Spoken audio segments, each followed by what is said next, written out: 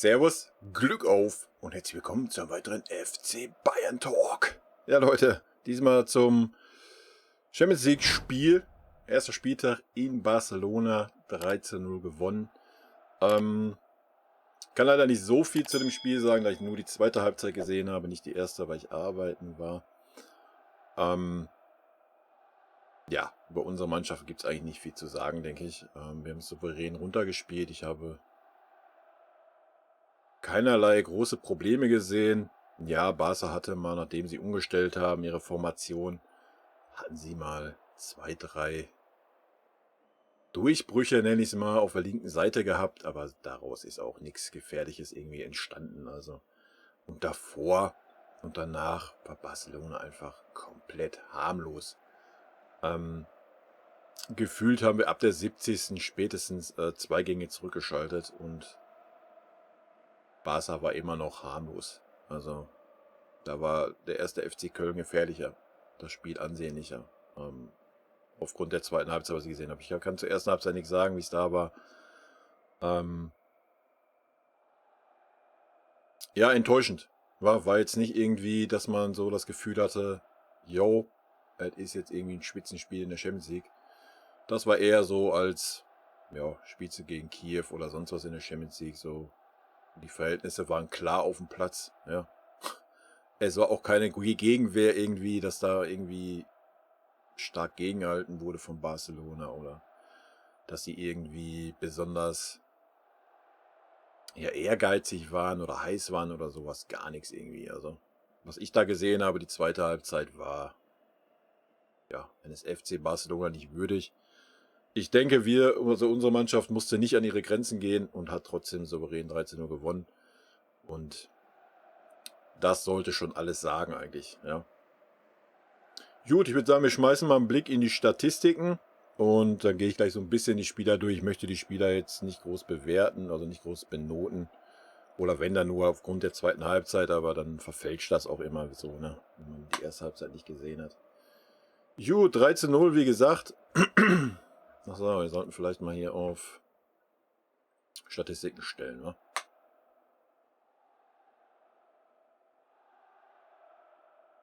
Ballbesitz 48:51. Ja, ich denke, das ist okay. Wobei man sagen muss, den Ballbesitz, den Barcelona hatte, ja, I don't know, das war nicht irgendwie mal in einer gefährlichen Zone oder sowas. Abseitsstellung 2:2, Fouls 9:13, Zweikämpfe 52:8 für uns. Sorry. Ja, hätte ich sogar mit mehr gerechnet, aber ich habe die erste Halbzeit halt nicht gesehen, aber aufgrund der zweiten Halbzeit, also da habe ich wenig irgendwelche gewonnenen Zweikämpfe mal von Barcelona gesehen. Schüsse insgesamt 5:17, Ecken 2:1, Flanken 12:11. Ja, da gleich auch noch ein paar Worte zu. Wir gucken erstmal durch. Gewonnene Zweikämpfe, Upamecano 10, Musiala 8, Goretzka 8. Ballkontakte, Upamecano 97, Kimmich 77, Davis 76. Gefordert worden ist Bla. Schüsse insgesamt, Sané 3, Levi 3, Müller 2. Und Torschussvorlagen, Kimmich 3, Coman 2, Levi 2. Das einfach mal zu den Statistiken. Ja, wir haben mal 11 Flanken geschlagen, das ist ja relativ viel. Ich denke, man hat es auch gestern gut gesehen, unter Nagelsmann. Ja, so wirklich Außen-Mittelfeldspieler haben wir nicht mehr. Ja, klar haben wir die, aber dass die jetzt irgendwie so, wie wir früher gespielt haben, extrem außen stehen, haben wir nicht. Die stehen eigentlich so im Halbfeld immer, ne? Und wenn dann Flanken kommen, ist es meistens der Außenverteidiger, der dann nach vorne sticht. Oder halt der Außenverteidiger wird erst angespielt und dann geht der Außenmittelfeldspieler oder Außenstürmer, wie man es dann nennen möchte, weiter nach außen und kriegt dann den Ball wieder. Aber ansonsten sind wir immer so auf den Halbpositionen mittig anspielbar, anstatt ganz außen.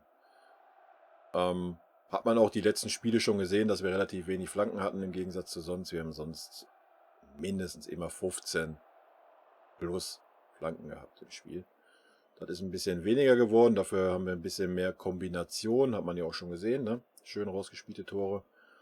Muss man mal abwarten, wie sich das weiterentwickelt. Mir gefällt es ganz gut eigentlich. Wobei man auch sagen muss, die rechte Seite ist dann aktuell definitiv immer ein bisschen gehandicapt. Ja. Linke Seite hat mir sehr gut gefallen mit Davies und Sané. Die haben es sehr gut gemacht. Auch Sané sehr gut nach hinten gearbeitet, wenn Davies mal vorne irgendwie hängen geblieben ist oder so. Ich denke, da hat sich ein Pärchen gefunden. Und ja, Sané ist ja eh in aufsteigender Form, fand ich auch sehr gut. Hat mir sehr gut gefallen. Ja, zum Ende hin ein bisschen abgetaucht, aber zum Ende hin haben wir auch nicht mehr wirklich irgendwie was nach vorne gemacht. Wie gesagt, da haben wir auch 2 Gänge rausgenommen. Vorher für mich ein absoluter Aktivposten, dann auch mittig gewesen, außen gewesen, also auf der Halbposition. Und hat sehr gut mit dem Davies harmoniert. Hat mir sehr gut gefallen. Die rechte Seite ist da immer ein bisschen anders, ne? Pavard ist nach vorne aktuell, ja, nicht wirklich präsent, finde ich. Klar, er geht ab und wann mal mit nach vorne, aber wenn er mal vorne ist, spielt er oft zurück und ja, gut, ist verständlich. Erstmal da wenig Spielpraxis, ja, vielleicht wenig Zutrauen und ist natürlich auch kein Alphonso Davies, ja, der mal eben den Raum wieder schließen kann durch seinen Speed. Ja. Das kann halt ein Pavard nicht. Pavard ist nicht langsam, keine Frage, aber ist halt auch nicht so schnell, wie ein Davies ist. Von daher muss man da ein bisschen anders spielen. Deswegen hat es der Offensive auf der rechten Seite ein bisschen schwieriger, was das Offensivspiel angeht. Ich denke, das hat man auch gestern gesehen. Ich habe von Musala jetzt nicht so viel gesehen, weil ich erst Halbzeit nicht gesehen habe. Aber was ich so gelesen habe, war er wohl gut, aber jetzt nicht so gut wie sonst. Obwohl, mein Gott, das ist ein junger Spieler, ja. Da müssen wir mal ganz die Füße auf dem Boden behalten. Aber wie gesagt, der rechte offensive Mittelfeldspieler hat es definitiv schwieriger bei uns. Ist egal, wer da spielt. Ja, da haben wir einfach eine Problemposition. Und das jetzt auch schon über längere Zeit mit dem rechten Verteidiger. Da wäre halt nochmal irgendwie was anderes schön. Hat man auch dann gesehen, wo Süle dann da auf der Posi gespielt hat. Ich meine, Süle ist nochmal einen Tacken weniger offensiv und nochmal einen Tacken langsamer gefühlt auf der Außenseite. Aber gut, da konnte der Süle nichts für, wa? Gut, ich würde sagen, ich gehe die Jungs mal durch. Wie gesagt, eine Note möchte ich jetzt nicht vergeben, weil ich aufgrund der ersten Halbzeit nicht gesehen habe, kann ich da schlecht jetzt eine Note geben. Neuer, ja, hat nichts zu tun gehabt, was ich gesehen habe. Ja, musste mal einen Ball da aufpicken. Ansonsten, dass er irgendwie mal einen Schuss halten musste, wirklich gar nicht. Upamecano hat für mich ein super starkes Spiel gemacht. Die gelbe Karte, ja, die war ein bisschen unnötig. Aber ansonsten super präsent wieder. Genauso wie schon im letzten Spiel gegen Leipzig. War außen, war innen. Man hat es ja auch gerade gesehen in den Statistiken der Zweikampfwerte. Hat gefühlt jeden Zweikampf gewonnen. Hat ganz viele Bälle schon vorher abgefangen. Sehr, sehr stark. Genau das, was ich von ihm erwartet habe, zeigt er bei uns. Alphonso Davies fand ich auch okay. Ja, zum Ende hin ist er zwei Mal vorne stehen geblieben. Das fand ich nicht so gut. Aber ich denke, das ist aber auch einfach ein Kraftproblem. Und wie gesagt, es hat ganz gut harmoniert, dass dann der Sané mit nach hinten gearbeitet hat. Von daher war das schon okay. Süle. Ja, Süle war auch okay, ne? Süle war jetzt ja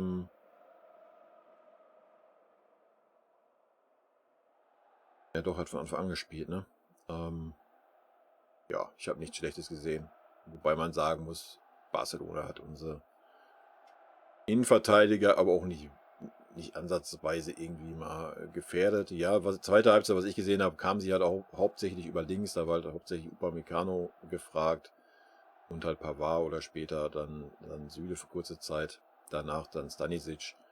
Also Süle hat ein bisschen ruhigeren Part gehabt auf seiner Seite. Über unsere linke Defensivseite habe ich gar nichts gesehen von Barcelona.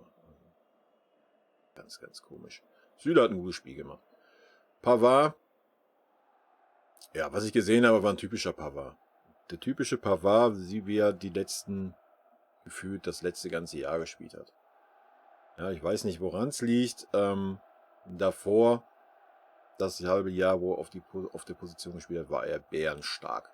Ja, war richtig heiß, war immer mit nach vorne, hat die Meter gemacht. Das macht er im Moment nicht. Im Moment scheut er sich so ein bisschen, habe ich so das Gefühl, ganz mit nach vorne zu gehen, weil er dann den Weg zurückscheut oder was, ich weiß es nicht. Vielleicht ist es aber auch taktisch vorgegeben, dass wir mehr über links vorne gehen und dann lieber 3 hinten haben, anstatt nur 2. Das mag auch sein. War ein bisschen blasser halt, ne? Drücken wir es mal so aus. Goretzka hat mich positiv überrascht. Fand ich besser wie die letzten Spiele. Habe ich jetzt nicht so gesehen, dass er wieder irgendwelche Fehlpässe drin hatte oder irgendwie mal stehen geblieben ist oder sowas. Hat mir sehr gut gefallen. War insgesamt, glaube ich, ein bisschen motivierter. Und wie gesagt, erste Halbzeit habe ich nicht gesehen. Ich weiß nicht, wie er da war. War da auch, wer diese Anfangsschwierigkeiten hatte.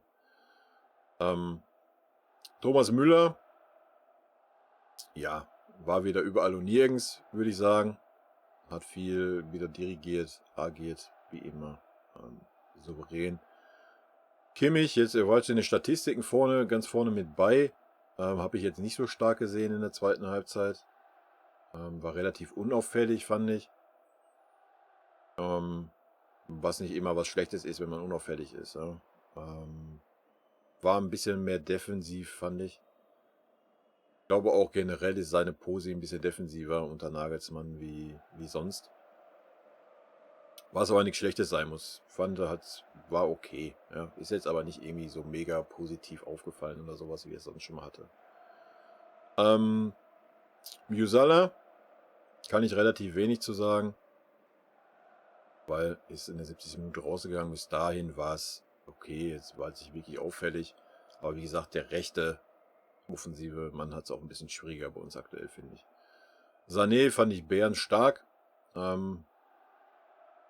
Ja, man hat gesehen oder man sieht aktuell, dass er die Kurve gekriegt hat. Ja. Ist selbstbewusst. Auch auf der Seite, wie ich schon sagte, was für mich ein Grund mit ist halt, dass unsere linke Seite einfach stärker ist nach vorne. Ja, ich denke, das kommt ihm zugute. Auf rechts war er immer alleine. Immer. So wie es dann jetzt auch ein Gnabry ist oder wer auch immer da spielt. Ja, auch wenn Stanisic dahinter spielt. Das ist halt einfach keiner von The Davis. Das muss man einfach so sagen. Von daher kommt ihm das, glaube ich, zugute, dass er links spielt. Hat mir sehr gut gefallen. Levi hat das gemacht, wofür er da ist. Ja. Hat sich auch ab und wann gut nach außen gefallen gelassen, hat die Bälle auch mal gehalten vorne, hat wirklich ein gutes Spiel gemacht. Und ja, die beiden Tore musst du halt, als Mittelstürmer musst du da sein, ne? Hat natürlich ein bisschen profitiert, dass die beiden Jungs, einmal Musala und einmal Gnabry an den Pfosten geschossen haben. Jo.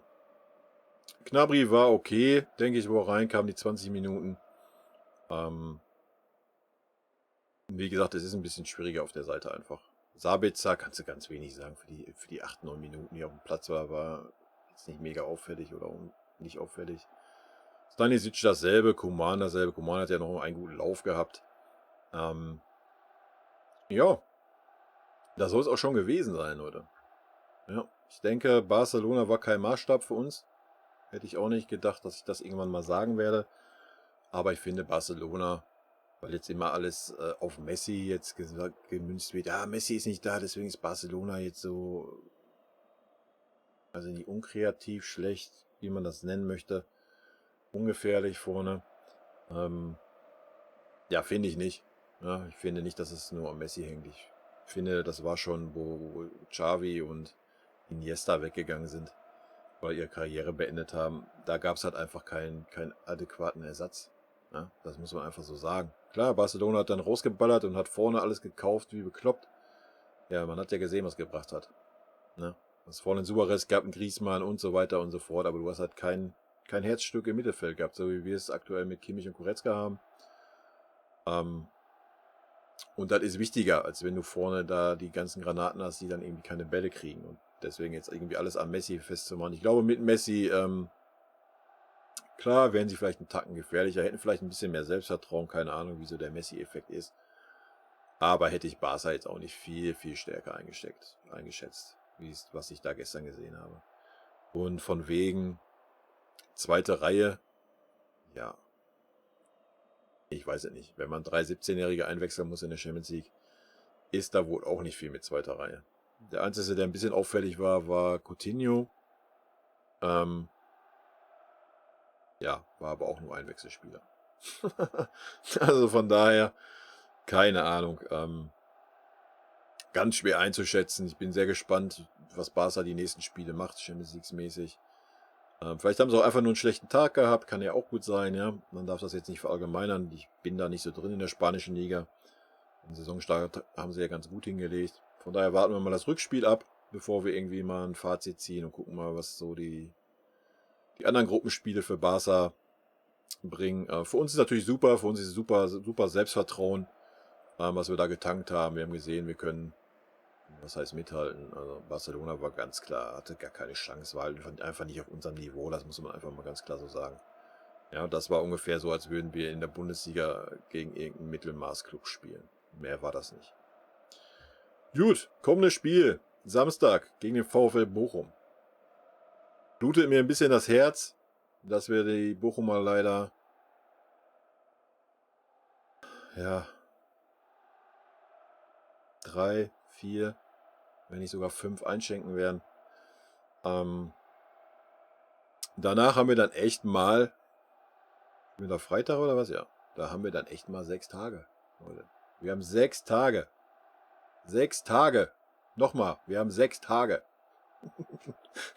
Ich weiß nicht, wie oft das noch vorkommen wird. Wahrscheinlich gar nicht mehr dieses Jahr. Dann spielen wir freitags gegen Greuther Fürth. Und danach dann wieder Mittwoch gegen Dynamo Kiew. Ja, und dann geht es halt wieder los mit den englischen Wochen. Ne? Dann ist hier, glaube ich, nochmal, dann spielen wir zu Hause gegen Frankfurt. Das sollte auch machbar sein auf den Sonntag. Und dann ist hier schon wieder Pause. Ich denke, das ist wieder Länderspiel. Scheiße. Von daher. Ich bin guter Dinge. Und ich freue mich auf das Spiel gegen Bochum. Bin gespannt, ja, wie die Bochumer agieren werden. Alles andere als ein Sieg brauchen wir da nicht drüber reden. Genauso wie jetzt Fürth, die musst du halt einfach weghauen. Frankfurt, ja, vielleicht fängt sich Frankfurt bis dahin. Dann haben wir am 17.10. spielen wir in Leverkusen. Das könnte mal ein bisschen interessant werden. Wir werden sehen. Ich finde auf jeden Fall, wir sind auf einem guten Weg. Man sieht auch die Handschrift vom Nagelsmann schon. Bin sehr gespannt, ob wir vielleicht öfters, ich denke, wir werden öfters, gerade wenn wir jetzt die 6 Tage da haben, werden wir auch öfters mal im Spiel eine Dreierkette sehen. Bin gespannt, ob wir dann noch mehr über Außen schieben und so weiter. Bisher bin ich hoch zufrieden und ja, Nagelsmann und auch Upamecano haben bisher alle meine persönlichen Erwartungen auf jeden Fall erfüllt. So Leute, das war's. Wir hören uns, was war jetzt Samstagspiel? Ne? Wir hören uns also Samstagabend, wer Bock hat, ansonsten Sonntag zum Spiel gegen den VfL Bochum wieder. Rot-weiße Grüße, bleibt gesund, haut rein, bis dann, tschüssi.